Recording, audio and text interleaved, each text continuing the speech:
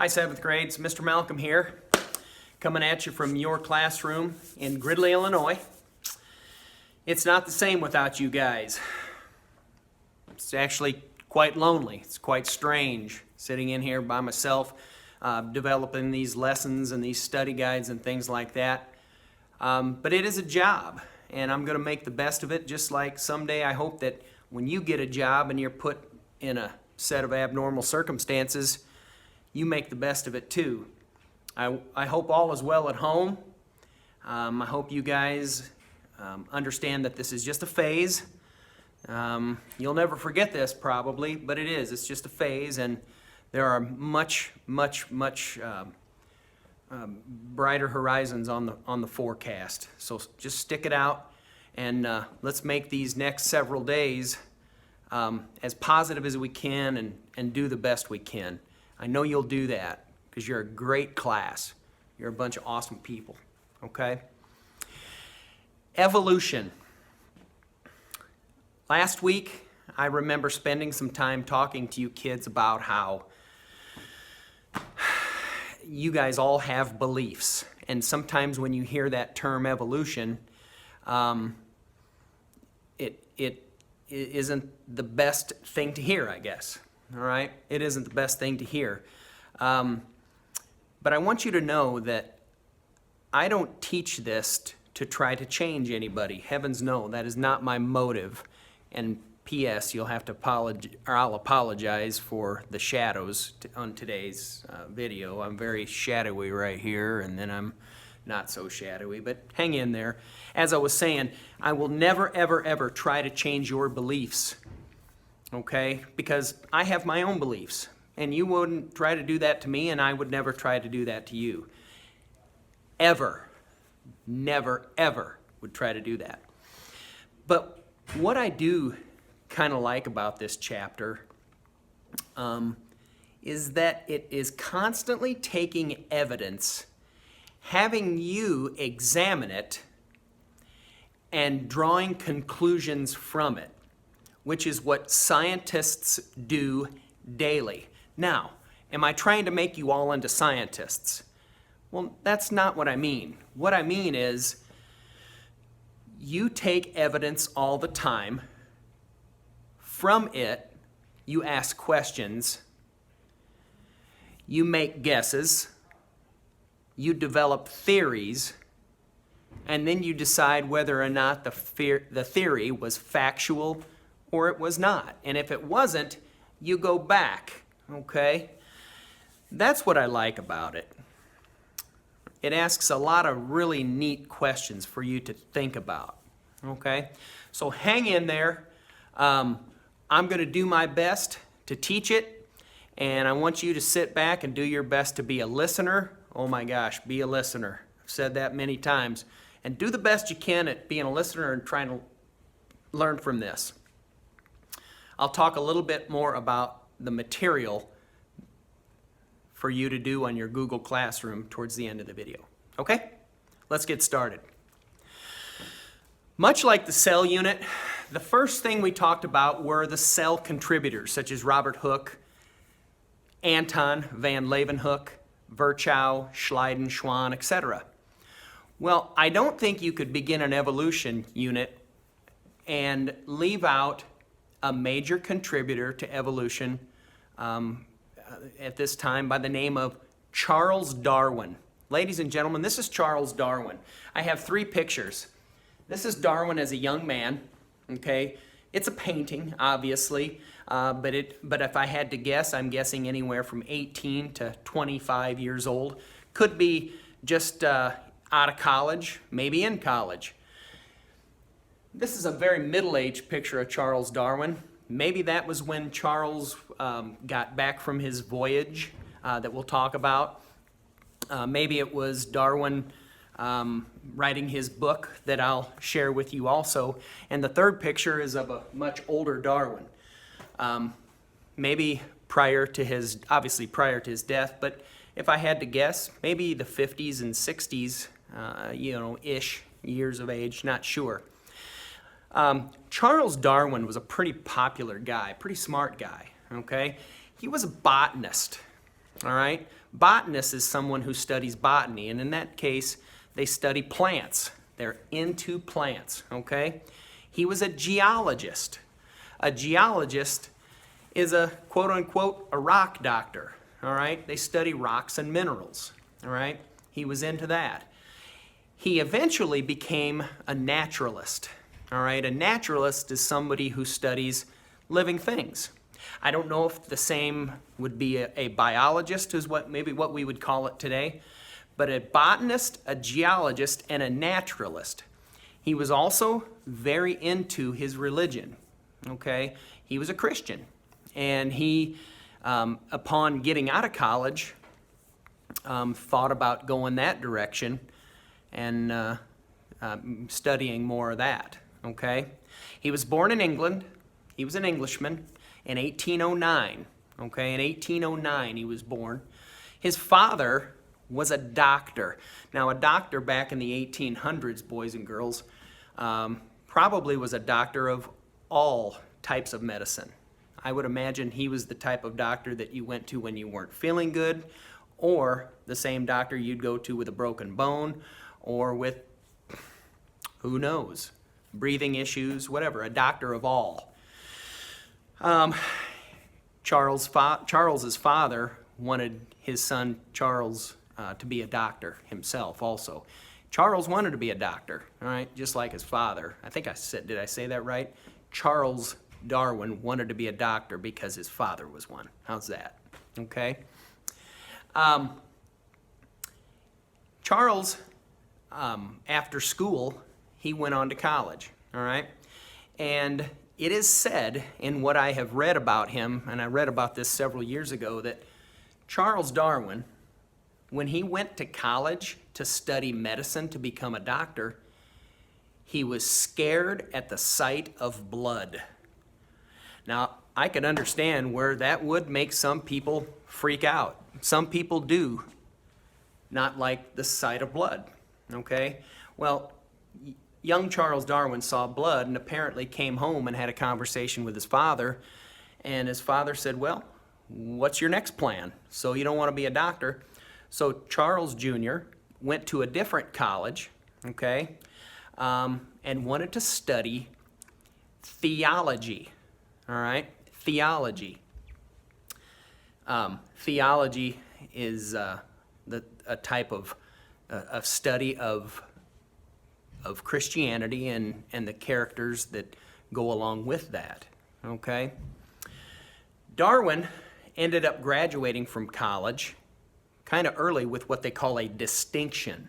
I know that sounds different, but a distinction means that he graduated with honors, with a certain high grade point average or something like that, I would imagine. But he graduated early with honors, okay? And that was in 1831. But his life was really about to change. Charles Darwin ran into somebody who owned a boat. This boat was called the HMS Beagle, like a dog. The Beagle, the HMS Beagle. And it was a Navy survey ship. And the idea of this ship and its crew is that they were to explore and they were to take samples of living things, whether it be plant and animal, from their voyage. Darwin thought this would be excellent. So he joined in. Now this boat was 90 feet long. All right, now that's a pretty big boat. But it's actually quite small when you take 74 people. And it's going to be 2 years on this voyage, all right? It ended up being 5 years, but at first they thought it would be a 2-year voyage. So Darwin went, and 5 years later, okay, of the 74 men that went, 62 returned, 5 died, several of them just left the trip because they were tired, they were homesick, for whatever reason. And Darwin came back and took his evidence with him and ended up writing a very well-known book called The Origin of Species. This is a picture of Darwin's trip.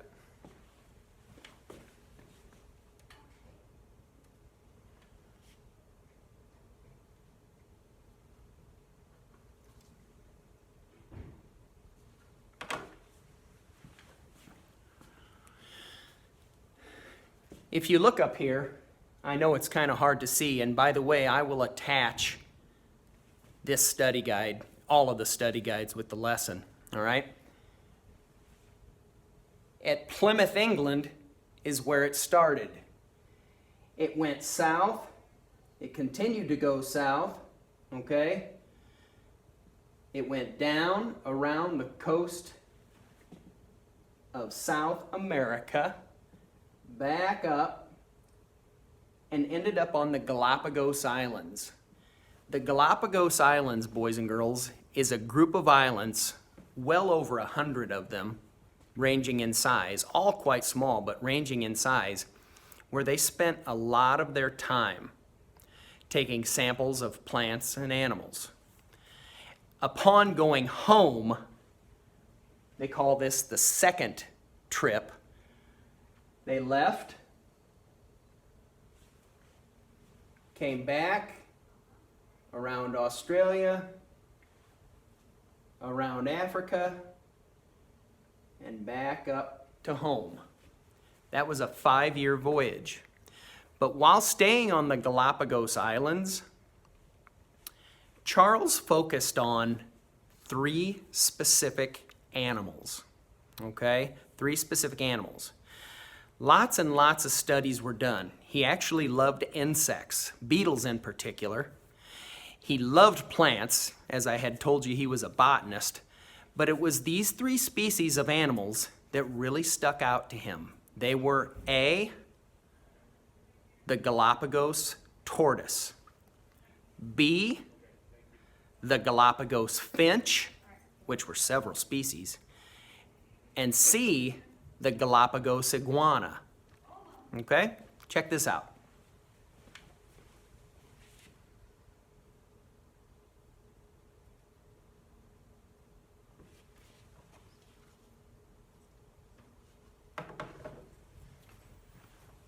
This was an example of Darwin's Galapagos tortoise. Now I'm going to attach this also, all right? But he found 2 types of tortoises. One type of tortoise had a very funny looking shell, all right, with a large, kind of a U shape in it. And on another island, he ran into a tortoise that did not have that. Now I wrote here at the bottom, it says, above there are 2 tortoises common to the Galapagos Islands. Darwin spent a great deal of time on the Galapagos studying plants and animals, but he spent a lot of time studying these animals also. It says, look at their shell shape. Why do you suppose the shells are different? What's your theory? Ladies and gentlemen, why do you think the shells are different? You have Island A, Tortoise A, Island B, Tortoise B. If these islands are only a few miles apart, why would their shells be different? Think about that. Another species of animal he spent a lot of time studying was the finch, okay? The finch, type of bird.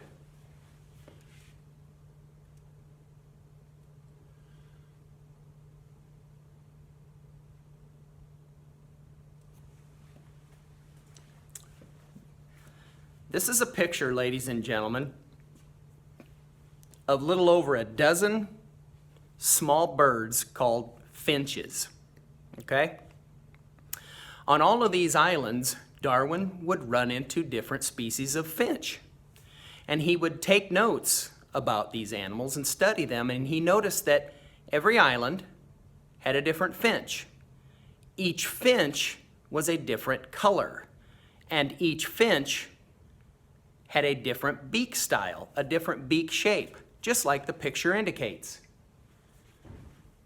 Here's a beak right here that's quite stocky. Here's one that's very pointy. Here's one that's really pointy. Here's a couple of birds that are very dark colored. Again, Island A, Finch A, Beak Style A, Island B, and so on. Why do you think they're all different color? Why do you think they have different beaks? Just something to think about, all right? After that, Darwin went home. It is said that upon getting home, when he did get home, he sat down, compiled all of his evidence, and wrote this very, very, very honorable, prestigious book called Origin of Species. And this book was very controversial, okay, very controversial, as it questioned the Bible and what was said there, okay?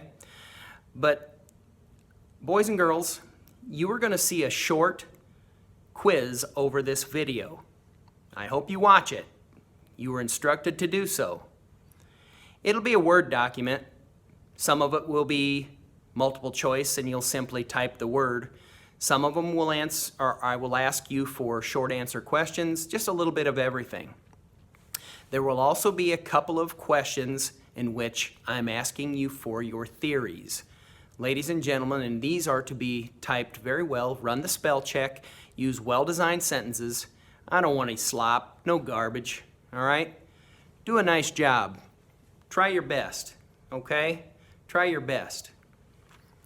If you have any questions, feel free to send me an email, and I'll do my best to get back to them as soon as I can. I will try. I hope all is well, and I'm signing off. This is Mr. Malcolm. Have a great day.